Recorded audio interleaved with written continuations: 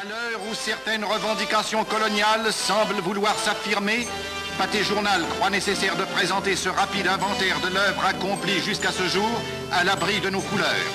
Dans de nombreuses régions, autrefois désertiques, où des tribus hostiles les unes aux autres traînaient une existence misérable, les civilisateurs français ont apporté la paix, le travail, la prospérité, la joie.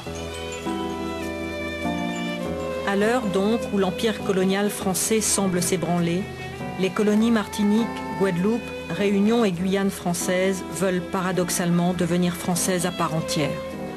Les communistes martiniquais, avec leur leader Georges Gracian, mènent la revendication dite d'assimilation.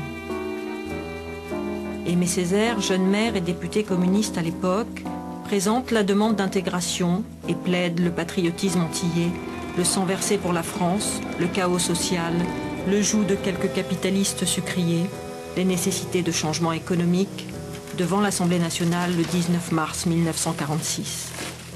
Les travailleurs martiniquais veulent être assimilés.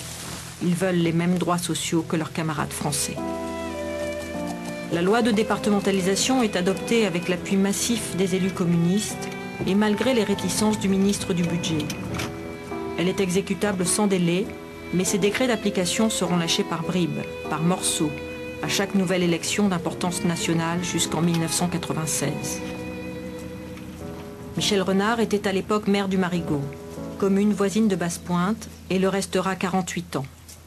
Élu en 1947 à l'âge de 23 ans comme communiste, il rejoindra le RPR dans les années 70. On l'a surnommé le shérif. On sortait d'une guerre monstrueuse. La France avait été pillée, ruinée. Et voilà des gens venus d'ailleurs ou de nulle part qui demandaient à la France, qui ne savait même pas encore se relever de ses ruines, un effort financier qui pour certains était extravagant.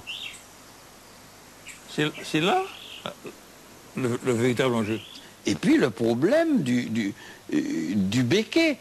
Au lendemain de la guerre, les communistes avaient même rêvé, vous allez trouver d'ailleurs dans le journal Justice, à la fin 1945, vous allez trouver un article de Tellus-Léraud qui disait aux travailleurs, c'était avant la départementalisation, préparez-vous à être les égaux des ouvriers de France dans la gestion des usines qui seront nationalisées.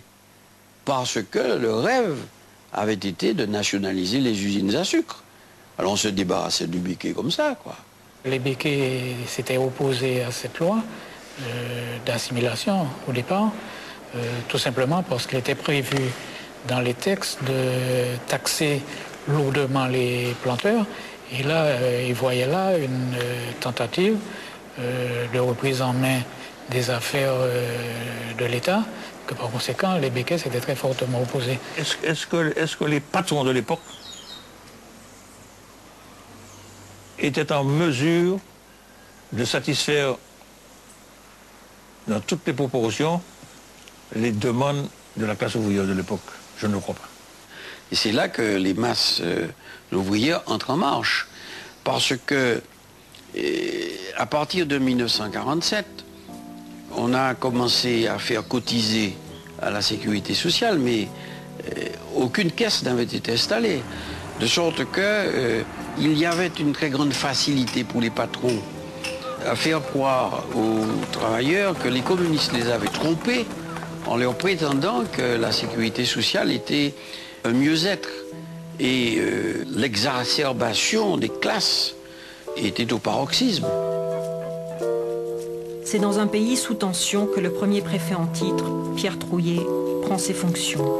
Il est accompagné du ministre de l'Intérieur socialiste Jules Mock, membre du gouvernement qui vient à peine d'exclure les députés communistes du pouvoir, ceux-là même qui avaient soutenu la départementalisation.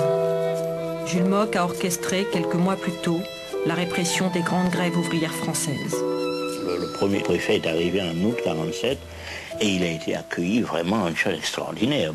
Nous accueillons le préfet vraiment comme un sauveur, parce qu'il est venu vraiment, il va en finir avec toute la misère à la Martinique, les taudis, Bon, l'analphabétisme, l'absence d'école, etc. Bon. Et ça se révèle être... On l'accueille vraiment comme un prince. C'était le plus mauvais préfet qu'on a envoyé ici.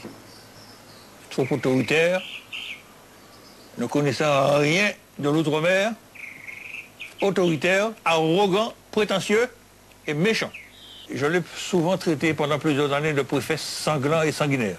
Il était là aussi pour casser les communistes, quoi, pour briser la résistance des travailleurs martiniquais, notamment de la CGT et des communistes, comme il avait essayé de briser la résistance des travailleurs chez Renault en 1947.